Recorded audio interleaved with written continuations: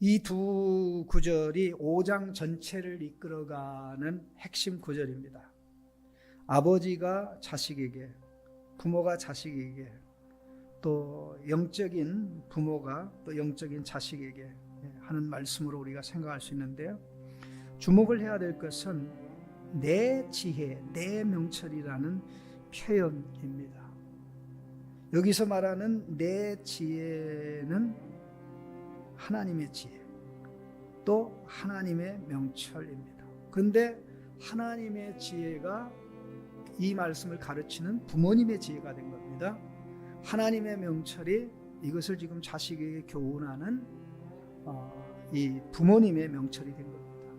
하나님의 말씀이 철저히 자기의 말씀, 하나님의 지혜가 철저히 부모의 지혜, 부모의 명철, 부모의 총명이 돼서 이걸 가르치는 이 내용을 보면 이것이야말로 우리 쉐마 교육의 핵심 원리를 부모가 실천하는 가운데 바로 그 내용을 자식에게 전수하고 있다는 것을 우리는 기억을 해야 될 필요가 있습니다. 우리 쉐마 교육의 내용이 신명기 6장에 나오는데 하나님께서 먼저 요구한 것이 내 마음에 기록하라고 그랬습니다. 마음에 기록하라 해서 이게 내면화가 되어 생활을 통해서 자기의 것이 되었기 때문에 하나님의 지혜, 내 지혜, 하나님의 명철, 내 명철, 나는 이것을 경험해 봤고 체험해 봤는데 하나님의 말씀이 지혜야, 하나님의 말씀이 명철이야, 이렇게 이야기를 하는 것입니다. 경험해 본 자의 가르침만큼 힘이 있고 능력이 있는 게 없습니다. 길을 한 번도 가보지 않은 사람이 그 길을 가라고 하면 따라갈 수가 없습니다. 한 번도 가보지 않은 길을 갈 때 불안함과 초조가 있습니다. 그 끝에 무슨 일이 닥칠지를 모르기 때문에 그렇습니다. 그러나 하나님 말씀의 길이 지혜이고 하나님 말씀의 길이 명철인 것은 세상이 하나님의 말씀으로 시작했고 세상은 지금 하나님 말씀대로 가고 있고 또 그 끝에는 하나님의 말씀이 최종적으로 성취될 것이기 때문에 하나님의 말씀이 지혜요, 하나님의 말씀이 명철입니다. 이것을 우리가 체험하고 경험해야 되는데 제일 중요한 부분이 가정에서는 부모가, 교회에서는 리더들이, 또 회사에서는 높은 자리에 있는 분들이, 국가를 경영하는 자들은 또 디시전 메이커 역할하는 분들이 이것을 알고 이것을 체험하고 이것을 근거로 해서 나갈 때 작게는 가정, 크게는 국가, 사회가 바른 방향으로 갈 수가 있습니다.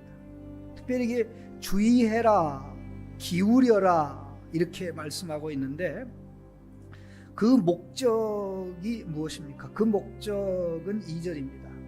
여기에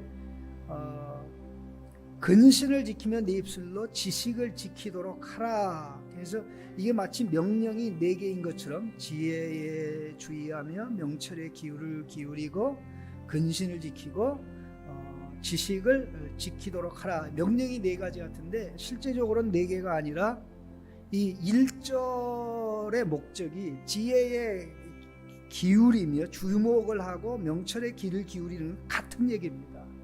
같은 얘기인데 그 목적이 바로 2절입니다.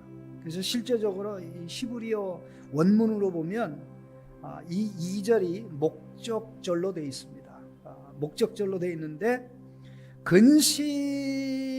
내가 근신을 지키기 위해서 내 입술이 지식을 지키기 위해서 그런 것입니다.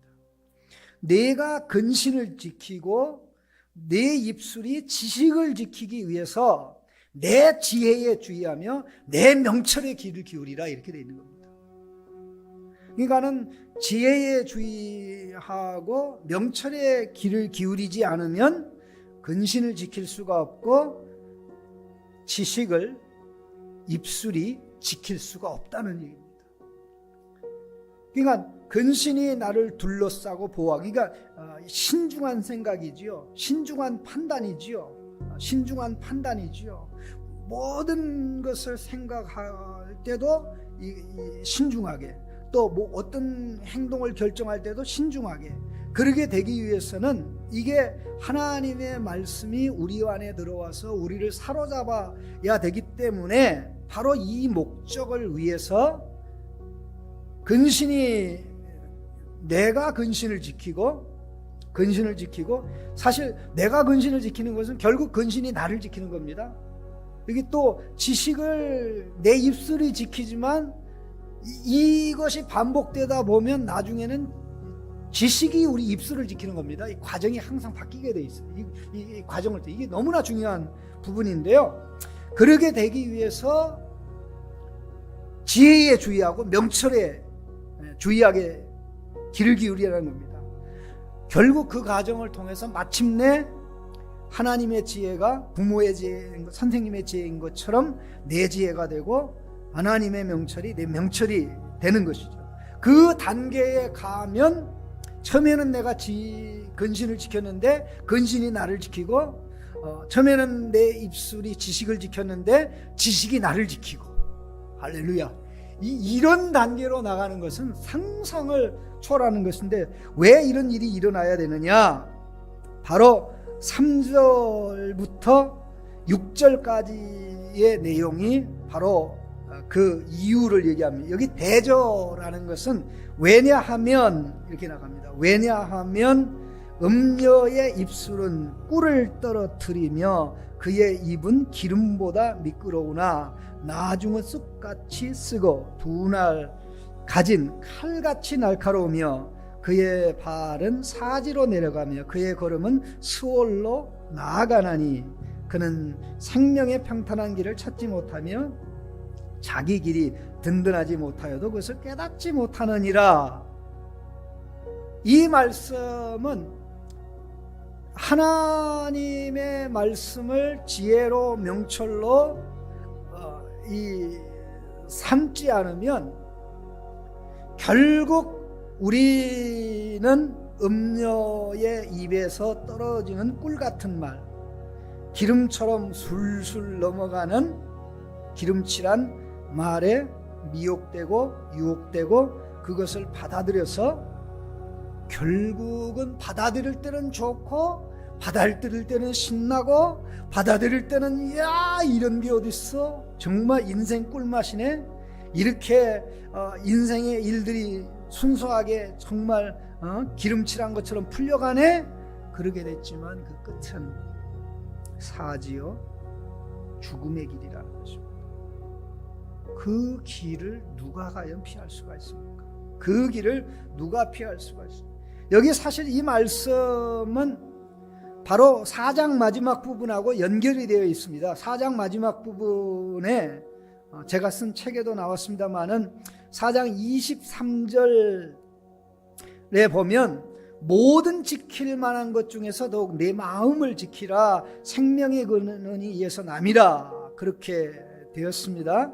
생명의 근원이 이에서 남이라 그랬는데요. 이 내용을 쭉 보면 특별히 4장 18절 19절 좀 펴보시고요. 한번 같이 또 읽었으면 좋겠습니다. 제가 목요일 날 이 말씀을 봤는데요.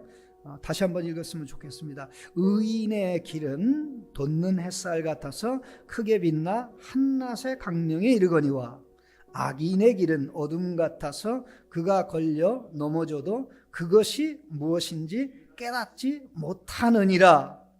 여기 악인의 길하고 음녀가 우리에게 제시하는 길의 결과는 똑같습니다.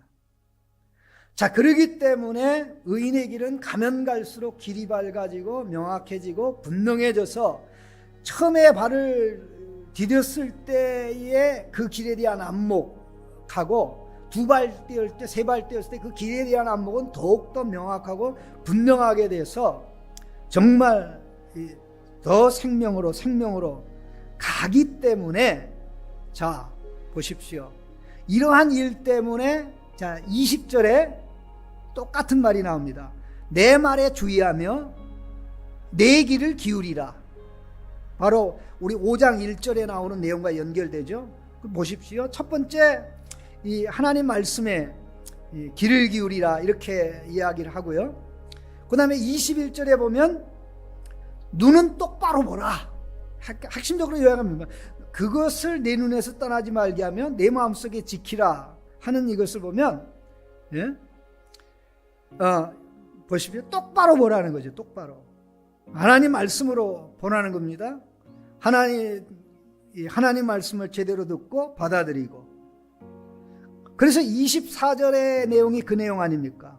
24절에 구부러진 말을 내 입에서 버리며 삐뚤어진 말을 내 입에서 버리니까 똑바로 말해. 똑바로 말해. 그 다음에 25절이 뭡니까? 똑바로 봐. 25절이 내 눈은 바로 보며 내 눈꺼풀은 내 앞을 곧게 살피며. 예? 자, 바른 말만 해라. 24절. 그 다음에 25절 눈은 똑바로 보라. 26절 내 발은 바른 길로만 가라. 그 다음에 27절 좌우로 치우치지 말고 순종의 길로 가라. 순종의 길로 가라.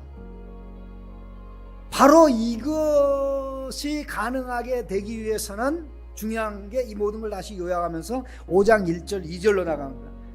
그렇기 때문에 하나님의 지혜를 나의 지혜로 삼은 스승의 말을 듣고 부모의 말을 듣고 주목하고 집중해서 그 근신을 지키는 단계로, 그 다음에 입술로 지식을 지키는 단계로 나아가게 돼서 마침내는 근신이 나를 지키고 지식이 나를 지키는 이런 역사로 가게 될 때 음녀의 미혹과 유혹은 아무리 그럴싸하게 들리는 그런 이야기는 우리가 받아들이지 않고 거부하게 된다는 것입니다.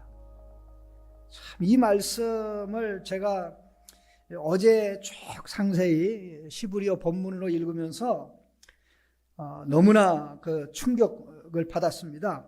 그 부분을 제가 잠깐 좀 말씀드리기 원하는데, 이런 상황이기 때문에 또다시 7절에 가서 1절 2절의 내용으로 나가는 겁니다. 그래서 다시 말하기를 그런즉 아들들아 내게 들으며 내 입의 말을 버리지 말라. 또다시 원점으로 돌아가죠. 그 다음에 삶으로 연결하죠. 8절에 내 길을 그에게서 음녀에게서 멀리하라. 그의 집 문에도 가까이 하지 말라. 그러게 되죠. 9절 말씀 한번 같이 읽어보겠습니다.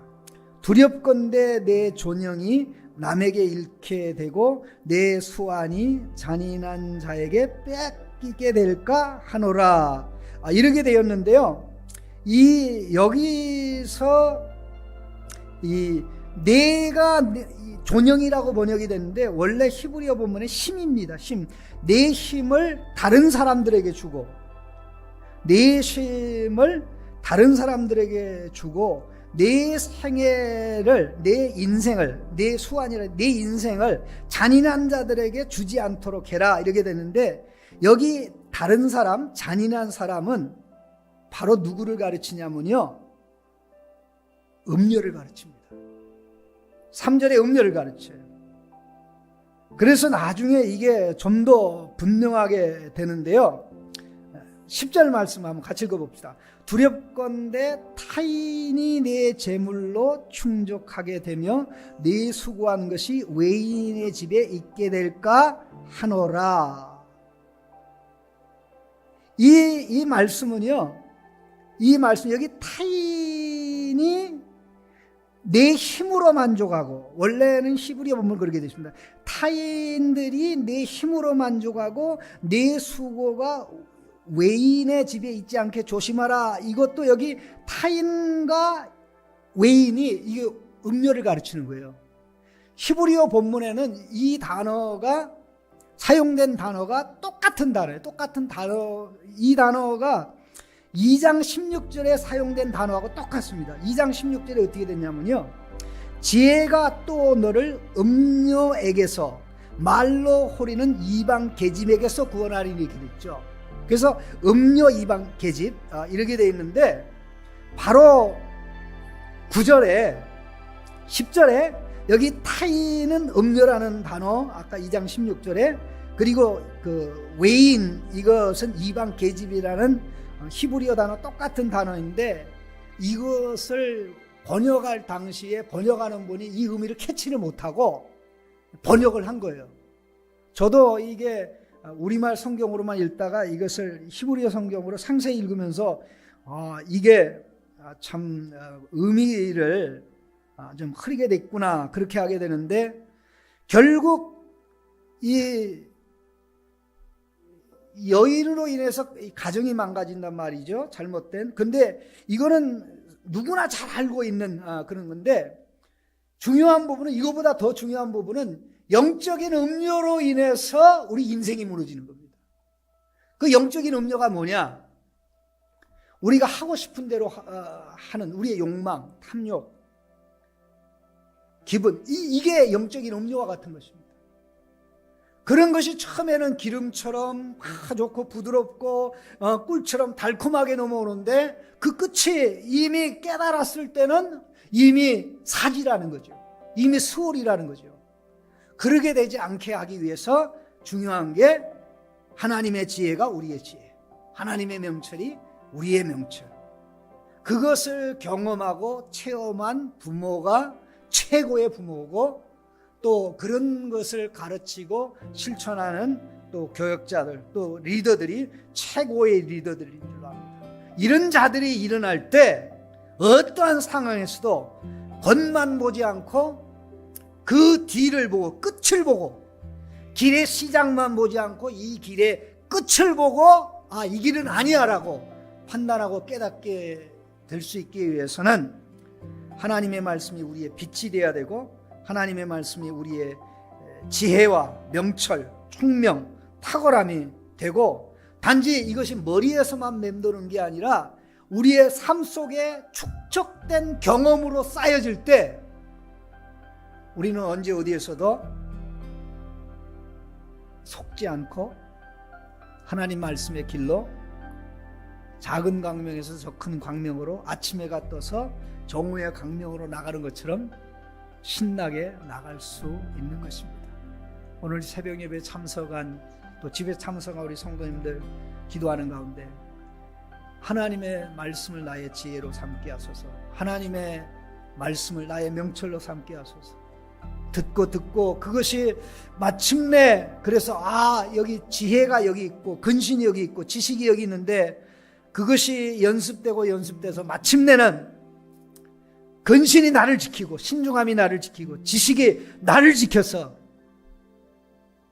보이지 않는 이 수많은 영적인 음료들, 이 죄가 영적인 음료인데 죄가 영적인 음료고 영적인 이방 계집인데 그것들이 우리를 꼬셔서 사지로 끌고 가는데 우리의 젊음이 우리의 에너지가 우리의 달란트가 하나님에게 드려지는 게 아니라 잘못된 데 드려지는 결과가 일어나는데 이런 일이 일어나지 않도록 하나님 말씀의 길로 말씀 지혜 명철 총명의 길로 갈 수 있도록 우리를 사로잡아 주옵소서. 이렇게 같이 집에서 기도하시고 간구하시고 가족끼리 기도하실 수 있기를 바랍니다.